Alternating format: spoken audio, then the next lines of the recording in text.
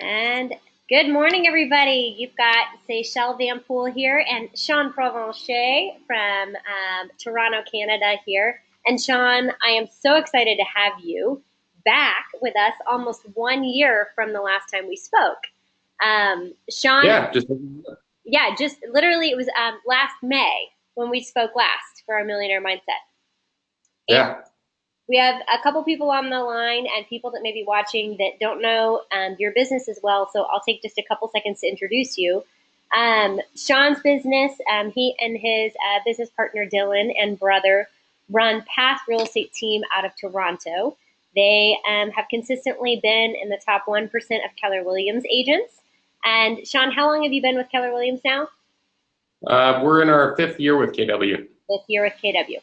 So you're in your fifth year with Keller Williams, and last time we spoke, we were talking about what a hot seller's market you guys were in. And literally when we were talking, your market was in the middle of shifting. It was So like at the peak of the crescendo you literally were like this. right here. So I'm really excited to have you back now a year later, as literally we were talking as you guys were doing this, to kind of talk through and share what worked with you guys, what were your signals that showed you what was happening, everything that you've done about your business and what your business looks like today, now a year after the shift started. And thankfully you're still here, still succeeding, still thriving in business. Made it. I'm a fighter. So here we go. We're going to start cranking with you guys. So every first Thursday of the month, we do our Millionaire Mindset call. And just so you know, here is Sean's contact information. We'll have this at the beginning and at the end of the call so that you can have his contact information and know how to reach him. And Sean, you also run a really successful Facebook group as well. Tell us a little bit about that as we jump into your business. Yeah, we started our Facebook group. It's called Front Seat Real Estate. You can look us up on Facebook. We started because we wanted to have a Facebook group that had a bit more of a Canadian conversation. There are a lot of different Facebook groups that kind of just are general banter boards, and everyone's welcome on this one, but we just didn't have a place where people from our region were able to communicate, and it grew really quickly. We've got a couple thousand members. I think we're just under 3,000 members right now, and great for referrals, great for ways to send people to and from the Toronto area because we've got people from all over our region, and just a lot of training opportunities, and it's a great place to learn about, upcoming business-minded learning opportunities. I think We've got a nice conversation going. well, Yeah. and really, you took the lead on getting that started, which I think is great, and it's really fostered some incredible communication for you all in your region, your team, and also for recruiting opportunities for you guys inside of Canada. So that's been really Absolutely. fantastic. So let's go ahead and let's start jumping into your business. So how's the Toronto market doing? Not the same it was last year, that's for sure. We've definitely had a correction. Yeah. Toronto forever has been plagued by a lack of inventory. So there are a lot more people who want to live in Toronto than are able to. If you look at like the larger census area of our city, we actually we're a bunch of cities that all got smushed together as they expanded. And if you look at the bigger picture, you're looking at about 5.5, 6 million people. Wow. So a lot of folks live up here. And right now, over the years, we've never ever had a market where we had enough inventory to really supply our market. So they say a balanced market is 6 months of inventory, like the 5 to 7. You hear that a lot. Urban areas, a lot of people say, well, it's more like 3 months of inventory. Toronto, we consider it really a long time to sell a home if it takes a month. So we're sitting right now, like our slow communities are 29 to 35 days on market on average. Wow. And just to put that in perspective, Sean, our average days on market for the North Texas market right now is sitting at right around 32 days. And we're considered to be a very tight seller's market right now. Yeah. Well, and that's the odd thing is we've endured a shift. It's plain to see, and everyone agrees. Yeah. Yet at the same time, for us, a shift doesn't mean that we've left a seller's market. It just means that essentially there are less transactions. So So I think this is a really interesting point because when we think of the shift in Northern America, we think about, our freshest memory of this, which would have been, in 2006, 2007, 2008, when all of the different markets started shifting. And that was not just a price point shift. It was also a number of transaction shift, an inventory shift. It was everything from economics all the way through the real estate market shifting. But that doesn't necessarily have to be how you define a market shift every time. So tell me a little bit about what were some of the key indicators that led to the shift in your market? Because I think they look different than ours did in North America this last time. Well, and you know what? You got the perfect page up here too to isolate this, because basically our shift occurred end of April, Okay. 2017. So we're in the middle column on your presentation here. And if you look at the average price, we've got January 2017 at the top of the column. We've got 768,000. That was a pretty normal price. If you look through 2016, we're in low to mid sevens, bouncing up and down. We've got a very seasonal market in Toronto because our winters suck. Right. And then you get into 2017. If you go down the column, you can see 768, and then February 876, and you're like, okay, that's obviously totally nuts, more than a swing of $100,000 plus in a month. Then we have 915 and 918, and then it went straight back down. 852, 791, 745, and 731 was a low point in the market. Right. So basically what happened was we had January, February, March were absolutely just bonkers months, both on transactions and on price, but mostly on price. Right. Because there's only so many homes for a buyer to buy in our city. Right. So prices went up at an incredible rate, and the market was somewhat trepidatious about this, but the government got scared, as they should have, because it's not at all natural for something like this to happen. Right. And what they did was they put together a plan to try to cool the market a little bit. They called it the Fair Housing Plan, and basically it wasn't anything major, but they imposed a foreign buyer tax because we have a lot of foreign buyers investing in our market. And what percentage of buyers would you say were foreign buyers up till this point when this got put into place? What percentage? They surveyed the market before doing it, and they only got results with 5%. Okay. I personally believe that that's a little low because they did the survey in English, which is kind of stupid if you're trying to find out what other people are doing. So I don't think it was completely accurate. But let's call it 5, less than 10% of our market. So attacking them wasn't really the thing that made sense. Right. And they did a number of things to try to quell the rental market and stuff like that. But the weird thing was the plan they put together shouldn't have really affected the market.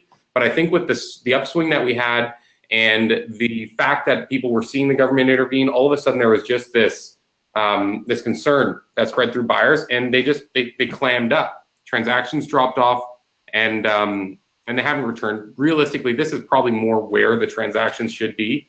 Right. Prices dropped, and we've just ended. We're basically just cresting the 12-month mark since this happened. Yeah. And over the past 12 months, month to month, looking back over last year, we've been down pretty consistently, about 30 to 40% on transaction on any given month. It hasn't been less than that. So there's a lot less transactions. Right. Running into this, we've been basically in a decade of a steamroller market. Like, even a couple of years ago when Gary Keller was giving the vision speech, he talked about Canada. He said, "You're coming. Nothing makes sense up here. It's just, continually steady rise at an unbeatable pace. Like, it wasn't uncommon for us to see, between 10 and 20% gains in our real estate pricing for many years in a row. So I think that would have been one of the things that just about anyone could look at and say, well, this doesn't seem right. Yeah. Historically, a lot of people argue that we're underpriced, and I tend to agree. But, last year we had months where we were looking at 35% gains in value, and that's just kind of silly. Wow. So I think one of our indicators was, that silly increase in value factor. And also just, the fact that we had such a ridiculous savage battle over homes. Like, it wasn't uncommon to see 5, 10, 20 people bidding on a single property. And not only that, but Canadians typically have larger down payments. So this wasn't like you had the buyers leveraging a lot of financing. You had significant down payments on that property with multiple offers as well, or all cash offers, right? We have less all cash offers because we're not that rich. We do have large down payments, and the Toronto market in particular is known for crazy deposits. Like I know a lot of areas that are a little more rural. It's not uncommon to see a $2, $3, $5, $10,000 deposit on a property. In Toronto, it's the norm to be carrying around a $40,000, $50,000, $100,000, $200,000 deposit check on an offer. Wow, that's a substantial risk somebody's putting up front to buy a house. When you're a seller and you got 15 people bidding on a property and there's only a couple front runners, you really want to make sure that they're going to close on it. Yeah. Oh, I can completely understand that. And so what's interesting about this to me too, Sean, is so you and I spoke like May 4th last year. Yeah. And to be honest, it was funny because I didn't even know what was really happening when we spoke. No, you didn't. That government plan that I was talking about where they did the foreign buyer tax and all that stuff, that was April 19th. So it was about 2 weeks later that me and you spoke. Right. And if you look at the May price, 862, it's not, that wasn't our significant drop. That was like, well, it is significant. It's a $60,000 approximate drop, but then it was even, more the next month. So we weren't feeling it. You had said you felt like a shift was coming, but you couldn't pinpoint it. And, that would have been the beginning of May. So May numbers wouldn't have even come out yet. You were coming off of an April then, where April probably had just been reported. So you were looking at numbers of 11,500 on sales, a number of sales, and a 918,000 price point, which would have been literally the peak of your market when we spoke last. So I wanted to I put together a couple graphs for you too to be able to show this off. But I mean, you can see in the number of sales, 2018 is drastically down. When you look at that on a year over year and month by month, look at that, you are drastically down. And then when you take a look at that on average sales price, you can see that that is still staying steady as well. So my question for you, before we get into how did you get into real estate, is how many realtors do you have in your board and what does your MLS board look like?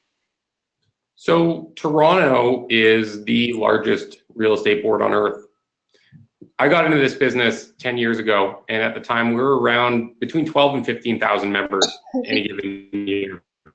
Since then, we've had a steady annual increase of more than we really should have to serve a market this size. So right now on our board, we're sitting at around 55,000 real estate agents. Now, bear in mind, that represents the larger census area of several cities that are essentially amalgamated. Right. So, when you look at 55,000 realtors, they're essentially serving a population of probably around 6 million people. Yeah. So if in a weird way you look at it, you do the math, you figure that 1 out of every 100 people in this massive city carries an active real estate license. Wow. That's crazy. Yeah. That's absolutely crazy. So what does that average out to then a number of transactions? If you have 55,000 realtors and, just over, what was that, 92,000 sales last year. Mm-hmm. That's 2 transactions per realtor per year on average. Pretty well. Yeah, absolutely. And you would have been just over 2.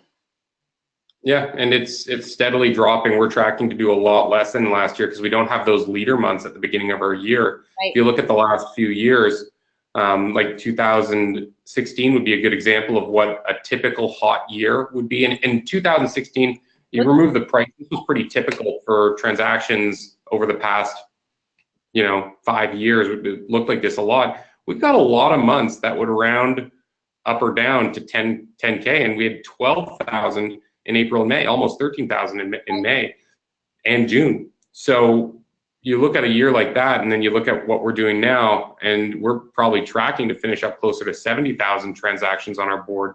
Wow. It's a bloodbath here. Drop. Yeah, that's a 40% drop over 2 years. That's crazy. Yeah. So to give perspective, in North Texas, we average about 50,000 real estate sides per year, or 50,000 real estate transactions, 100,000 sides for us, and we've got, I want to say, close to 20,000 realtors. So our competition here compared to yours is significantly different, which is pretty remarkable. So I don't feel bad for me though. We've got a pretty nice average sales price too, so we'll survive. I noticed that. Now that's Canadian Smurf bucks though, so you got to realize, right? Like $800,000 is like $40 American kind of thing. I'm gonna come up there and buy 40 houses with my $100. Yeah, exactly. It works, right? So I want to touch on this a little bit because I loved your story so much. Give me like the 2 to 3 minute rundown of what you were doing before you got into real estate? Because I just think this is so fantastic. You have to share. Okay. I was essentially a roadie, so I built rock and roll shows and special events and installed lighting and audio and video for that industry. And I did that for about 5 years. You did that for 5 years, and Mhm. you have did you have any plans of getting into real estate when you were doing that? No, no, not at all. I never had a sales job. What did your income look like during those 5 years? Honestly, Seychelle, I'm embarrassed to tell you. My only qualifier on this is I was a young dude at the time, so I was probably making 20 to 30 grand a year. It was like, Ask, because I think it's awesome. What I love about our business is there's no precursor to who's going to succeed or fail. It's all a matter of what you put into it, right? And that's exactly what you've done.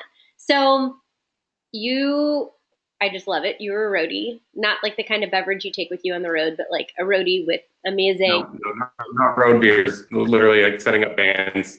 Yeah. So you were setting up bands and musicians and shows for 5 years, and you got sick of that and started saying, okay, what do I want to do with my life? What brought you into real estate?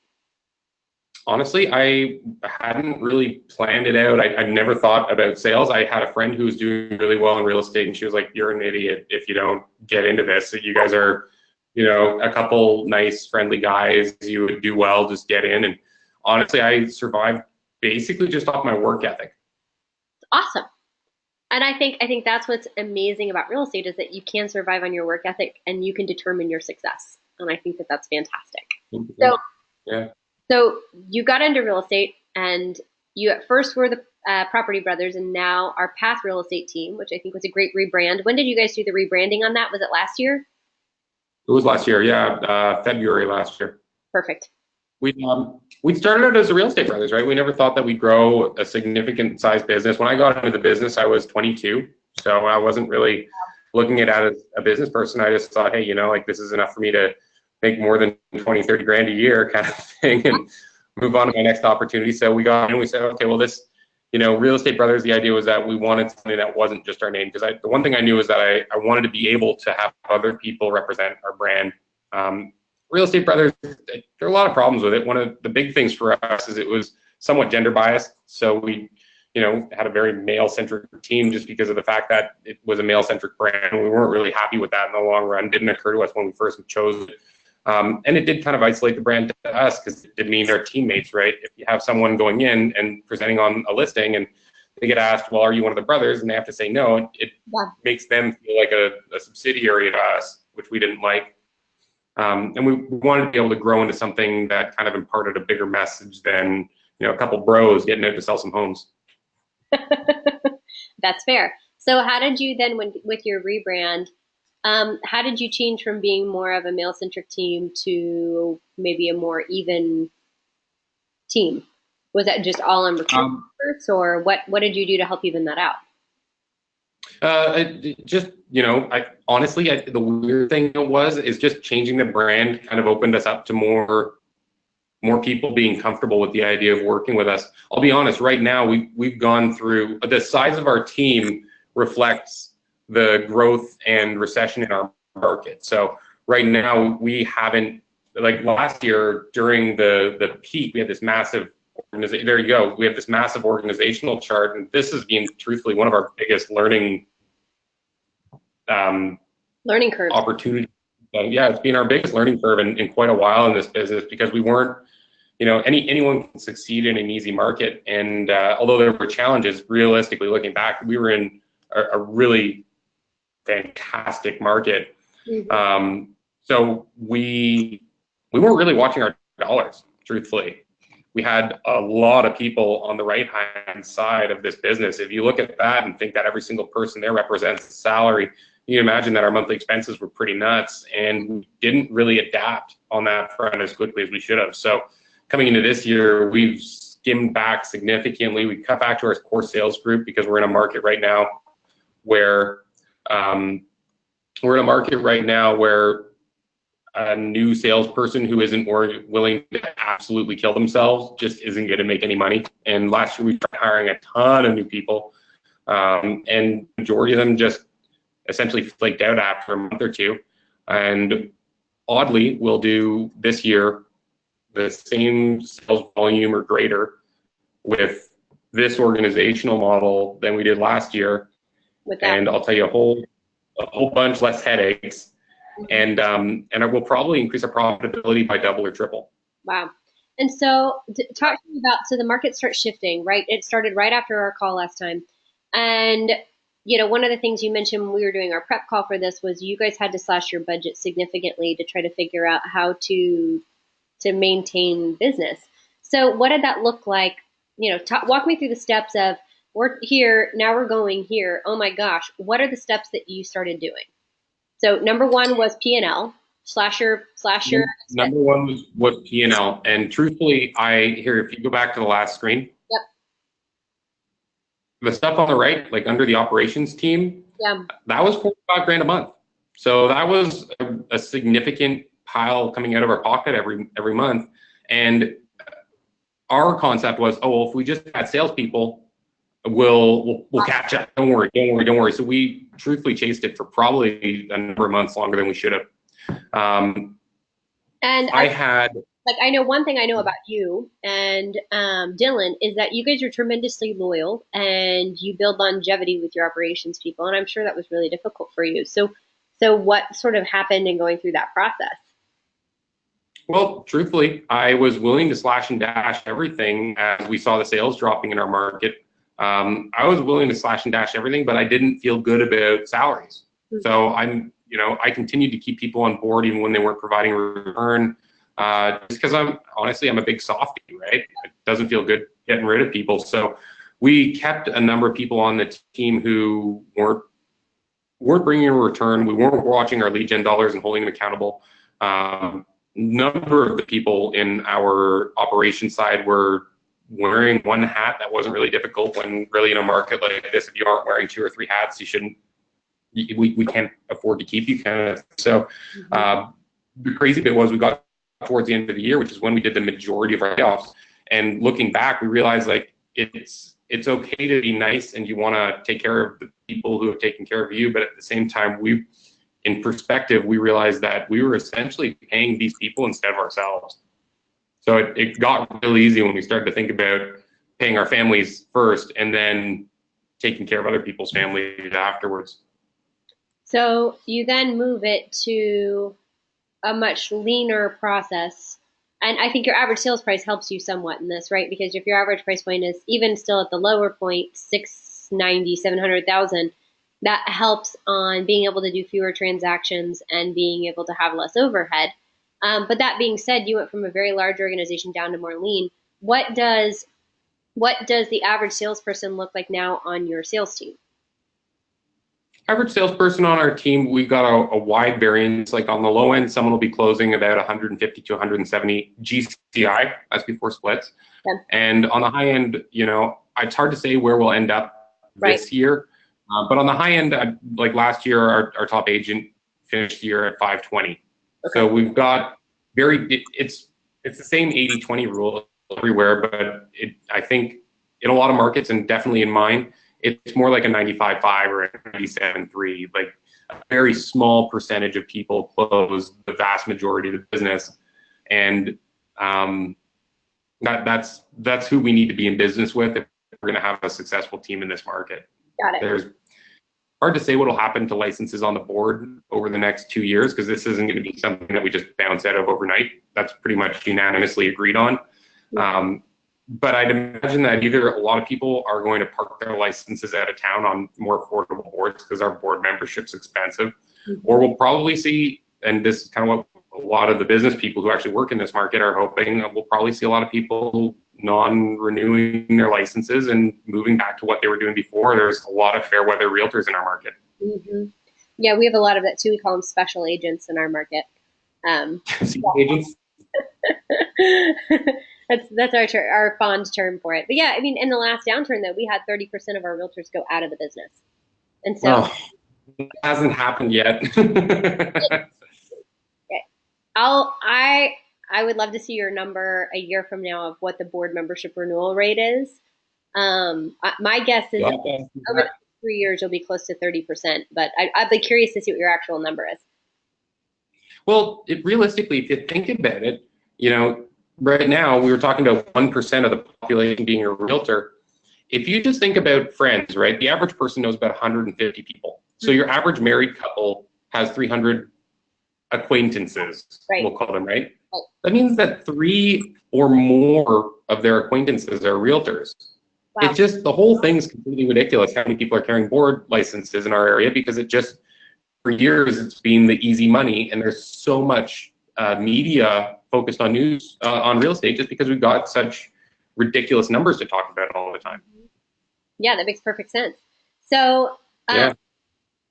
so when did your news media start reporting on the shift? Because we can look at the numbers and see it clearly happened from April to May to June to July, right? Like that's beginning of that second quarter last year. We can very clearly see it. When did your news media pick up on it? Media led the charge. I think that if you look at the drop in price, a large part of it was because the media pushed so hard on it. Because you have to remember too, the whole reason that it dropped so significantly in May and June was directly in response to this housing plan that the government put out. So they were running with it. They were carrying the torch essentially. And what did that conversation look like with your clients when you're sitting down with them at the table, or your agents are sitting down with buyers or sellers? What does that conversation look like? I should prelude this by saying we were sitting on between $12 and $15 million of listing inventory when it happened too. So there were a couple different conversations going on. Right at the onset, our conversation was, this is kind of ridiculous. This shouldn't be so bad, because the plan that they put out, it mostly focused on renters. There was one thing to attack foreign buyers, but really you can search on a housing plan. Like, there wasn't really much that should have affected the market, but it was something going on out there, and that was enough to really scare the consumer. So our conversation was to our sellers, price ahead of it, because we don't know what's going to happen, and for now things aren't going good. And to our buyers, the conversation for the majority of the summer was, this is a great time to buy. And obviously we're right. If you look July, August, and then September, it started going right back up, and it's continued to be pretty strong since then until December, when we get some low pricing. But you also so realistic. Fewer houses. Go ahead. You also have significantly fewer houses to choose from during that period too. We had, yeah, we did. We've had a decrease in inventory. That's the weird thing, is that the transactions have been down throughout the course of this time, but inventory's been down as well. That makes sense. I think the message right now too is, like, the funny thing is we're so focused on those few months. So right now we're in a funny moment where we've just eclipsed a full year since this really happened. And in all of the reports that we have in Toronto, they're all based on month over month. So we compare, May this year with May last year. So this was the first year that pricing started to level out on a month-to-month basis, and we're actually able to show people, like, it's not that bad. If you look back 2 years, like from average prices now to average prices 2 years ago, we're still up, between 7 and 10%. So that's actually pretty solid gains for a shifting market. Yeah, it is. And yeah. It actually shows a dip, but it shows that the price points have leveled out. It's just the number of transactions. So you need to be the lucky few that are successfully selling. So you've got a price. 100%. So absolutely. What are you doing? We even get a little with people who are, complaining about their listing prices. I tell people all the time, I'm like, unless you sold to a buyer who closed on your home last April, that imaginary magical price of $918 didn't happen for you. So you can put it in the same category as the high school band you were in that never made it anywhere, or the girl that didn't like you when you were, 14, and just move on with your life, because this is what the world is giving you right now. So, let's not beat ourselves up too much and just move forward with your life. That's like, that to me is like, oh, I wish, I could have bought Apple stock at, $5 a share. Well, it's like, well, but you didn't. Well, Bitcoin, the day it was released, and sell that 1 month, a couple months ago, when it was like going nuts, and then everyone lost a bunch of money. And that's just the world. Sorry that you're also riding the wave. If I had a crystal ball, I probably wouldn't be selling these things. I'd just be buying all of them because I'd be such a genius, right? Yeah, we wouldn't be sitting at this table. No, Like, if I had it a would be a crystal paper ball, chase. I wouldn't be talking to you. Yeah. That makes perfect sense. So, how did you get buyers off the fence? If there's trepidation in a market, oftentimes you find that there's like a buyer nervousness of jumping off the fence. So how were you guys getting buyers confident in making offers? And on your listings, what were you doing to get that buyer on the other side of the deal in to write offers and to make that deal work? Truthfully, for us, what we've always been really, really good at is marketing homes. So we do an exceptional job of both marketing, but also presentation. In our city, if you don't present the home correctly, by staging and decluttering and painting, you've got a relatively small chance of selling. So a big part of our value comes in advance, helping people prepare to sale. We've always been a listing heavy team, so the majority of our business is in listings, not in buyers, usually around 60 to 65%. Getting buyers off the fence has always been tricky. Truthfully, our city, one of the challenges that we have that ties into the fact that we're always low on inventory is because our prices have gone up so quickly that people become trapped in their homes. So if you think about the average person who bought a middle income home 5 to 10 years ago, say they bought a 3-bedroom semi 5 years ago, it was probably worth somewhere in the mid 4s or mid 5s. Today that semi is worth $950 to $1,050,000. So you're like, wow, you got all this equity in your home. That's incredible. You made $400,000 or $500,000 in 5 years. Mm-hmm. Lucky you, right? And it sounds great, but unless you're selling and you don't need to live anywhere, that money doesn't really exist. Like I always refer to it as Smurf bucks. Like it's monopoly money. Like it's just in your house floating around, right? So you got all these people with all this equity and they think they're rich, but the problem is if you have your 3-bedroom semi for $1,050,000 and you want to upgrade, going to $1,200,000 or $1,300,000, you're not going to feel it. Like you need to upgrade from $1,050,000, you're probably going to have to spend $1,500,000, $1,700,000 to make it actually feel like it's worthwhile. And we've got double land transfer taxes in Toronto.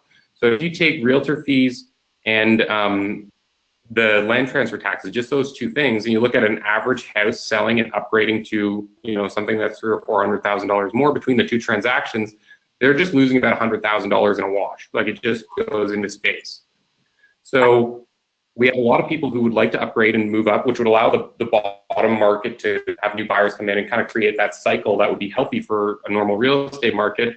But people can't move because no matter how much equity you have in your home, adding $400,000 to your mortgage isn't something that an average family can do. So people, they stick with it, they renovate, they put additions on their homes, and they just kind of give up on the trade up that typically happens in people's lives for people to get to their dream home. So there's a lot of people who just don't move. And your quotes here are absolutely things that we hear all the time. There's too expensive, there's too much competition. We're going to wait until it drops is another really funny thing that people say. And I'm like, okay. Or you'll get the people who say, oh, I'm going to save a bigger down payment. And we usually say, well, how much do you save every month? Because the market's moving 20, 30 grand a month. Are you saving more than 20 or 30 grand a month? Wow. No, usually not, right? Right. So it's a challenge to get people to move. On our team, we've got an average nurture cycle of over 1.5 years. So we'll talk to someone for 1.5 years on average before they're ready to have us come in. Wow. That's a very long cycle. So you're looking today at what your pipeline is going to look for deals at the end of next year. Very often. Yeah. Wow. I mean, don't get me wrong. You'll get the person who walks into an open house and doesn't have an agent, but I'd say 80% of our business is in a long nurture cycle with us. Wow, that's really interesting. Thank you for sharing that. That's something that, that's something that's really interesting. So then what does your lead generation tactic look like? And how has that shifted? Because last year we talked, you had outside sales agents, you had ISAs, you had all these different things going to try to generate seller leads. So what does your lead generation look like today for your business versus what it looked like same time last year? Truthfully, we've cut back on lead gen too, just because we're really watching every dollar that goes out. So what we do is right now, just a lot of grassroots stuff. We've always been really good on the phone because we're heavily scripted on my team. So we script every morning, just like everyone ought to. So we do a lot of business by the phone and door knocking, more on the phone recently just because it's hard to fight the efficiency. Right. And we've got cold winters and hot summers in Toronto. We do a lot by open house, and we do a lot of repeat and referral. That's awesome. No magic sauce. I have tried every harebrained scheme any real estate agent ever came up with, and trust me, the simple stuff really works. You just got to get out and do it every day. There's no tricks, right? It's consistency over time. Mm-hmm. That's awesome. And do you have any favorite scripts that you're using that seem to be working better than others? You know, it's funny because I find that people, when they hear scripting, they often get defensive. Like I teach scripting classes in my market center all the time. We'll have people say, "Oh, well, you know, I just prefer to be myself." I'm like, yeah, that's fine. There's no magic thing anyways. Really, to me, scripting is just being very comfortable knowing how to handle objections. So I don't really care what you say at the door. You always have people asking about prospecting scripts. It's like, just ask them if they're moving, kind of thing. Yeah. So I don't think that I have some magic pill script. It's just, we're really good with any objection that you could possibly throw at us. Being creative in negotiations is really important in our market right now. So you'll have different people wanting different things, and knowing how to present options that'll be suitable to both sides is something that we've had a lot of success with. So I can't think of anything that would be worth sharing, because most of it's just, 30 really great commission objections. So yep. That makes perfect sense. And then I thought this is a really great way you guys are doing your mapping too on your website, with just how people have options. You can kind of help them decide which direction they're going in Toronto. Yeah, and you know what's wild is this page that you pulled up is literally just Toronto proper. That doesn't include any of the other cities. So in that little square there, that's about probably 2.7 to 3 million people, and then we've got cities that are north, east, west. Basically, if you're right downtown and there was no traffic whatsoever, you could drive for an hour and a half in any direction before you stop seeing subdivision. And so how do you service that area? Do you guys have a market niche that you focus in on, or do you kind of work the whole area? We serve a pretty wide area. We definitely serve all of this and a lot more. My entire team lives and operates out of the head east box. So that's where we're at.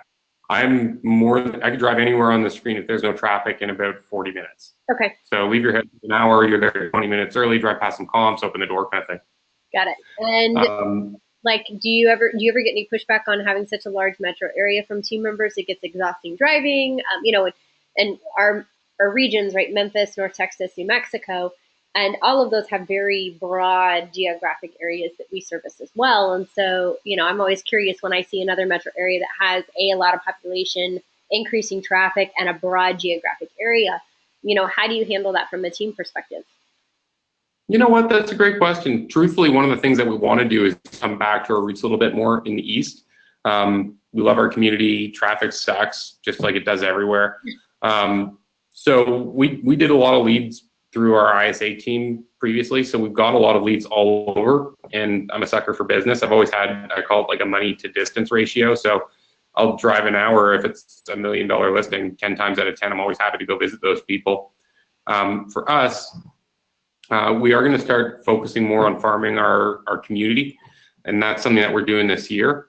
With the team, they are welcome to serve anyone they want. So if someone has a client they're nurturing that they just don't feel is someone who they could give the best service to, or they would be willing to give the best service to, then they pass it within the team typically. That makes sense. Yeah, why not? There's 5 of us. We're all happy to work, right? Yeah, that's exactly right. And, looking back, if you were talking to somebody getting ready to go through what you just went through, what would be one of the biggest pieces of advice that you would give them to try to save them some heartache maybe that you went through in the past year? Gary Keller sent out his top 3 things, and I would have to agree with him.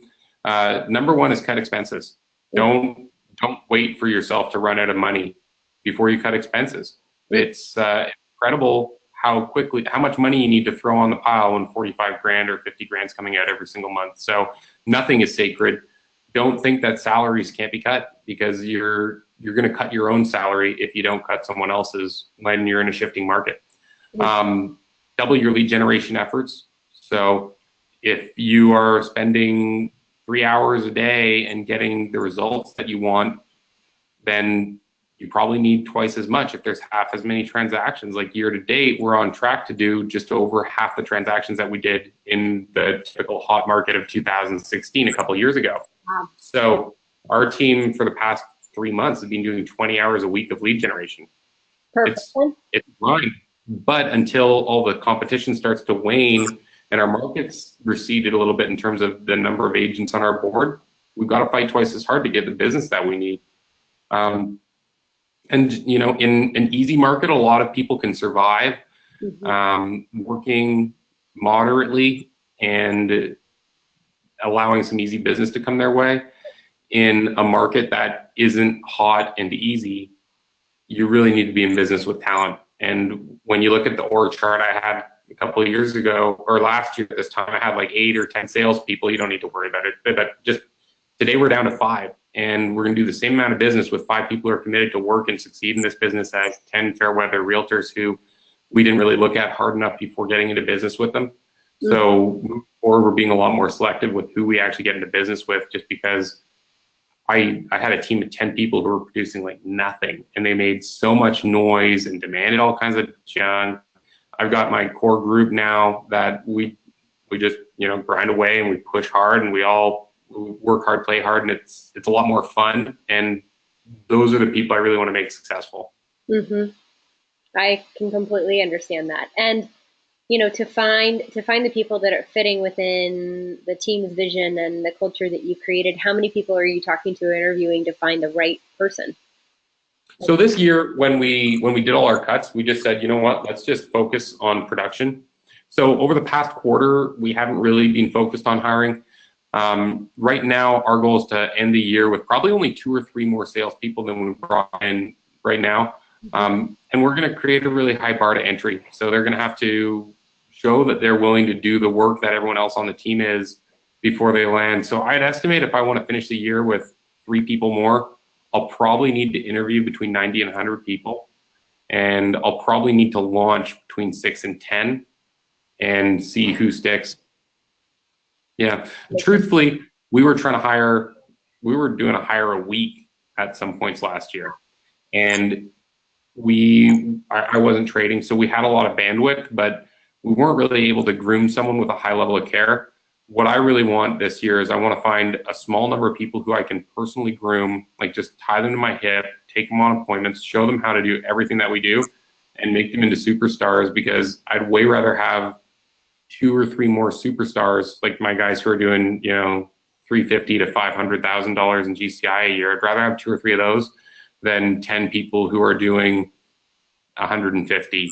And it's the same math at the end of the day. It's just a lot less nonsense to actually run the business. And I'd rather pour my heart into 3 people that I could actually make a big difference for, because they'll be there with me and they'll want to do it, than give a little bit to 10 people who don't really care and are, you know, probably not going to be in the business in 2 years. Yeah, that's good wisdom. Anything that you can think of that I didn't ask you that I should have asked today? No, I don't know. I hope that everyone here got something out of this, or anyone has a question. I'm an open book. Like the good, the bad, the ugly, happy to share. Sorry, what did you say?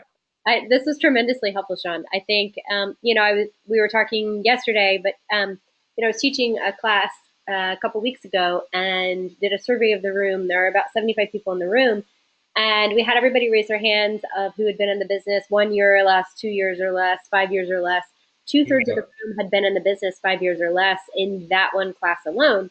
And that was really telling to me, to show like that a lot of people in our industry, both in Canada and the United States, have not been through a downturn. And, you know, I think the same thing goes for the Toronto market as well. I mean, you look at, y'all had what, 20 years of, for 10, 15, 20 years of a hot market. The majority of people in your business had never seen a shift like you guys just went through. And you want to put it in a more profound way. Yeah. 40,000 members of my board have only been doing this for 9 years or less. So the 40,000 people on my board have no idea how to handle this. Over 80% of your realtors have never been through this. 100%. That is crazy. Yeah, I think that's a telling statistic. And so I think the more that we can get out and learn from people that are ahead of us in the curve, the more we can ask questions and understand what you're doing in your market is going to help us here in our market as ours shifts too. We're already seeing the signs in some of our suburbs, and we know it's coming. So we really appreciate you being transparent and taking the time to revisit with us a year after we were in one of the hottest sellers markets you guys had ever seen. And I think it's really encouraging to see someone who's not only a great human being and a new dad on top of all of this, because you had a beautiful daughter in the same time, um, come out with a stronger team, a more cohesive group, and looking to continue to grow as a great example of what you can do in a shifting market. So we really appreciate it. Happy to help anytime. You're awesome. I'm so thankful for you, my friend. And don't be surprised if we want to redo this again next year. Same time. I just want to start making you like an annual recurrence to see how your market is doing, because it's been great watching you guys grow and learn how you guys are doing everything. So thank you. And I have Sean's contact information up if you want to reach him. It's sean.p@beginyourpath.com, and his cell is the 416-803-5166 number. So thank you again. You're awesome. We appreciate you. Have a great one. Thanks. Cheers.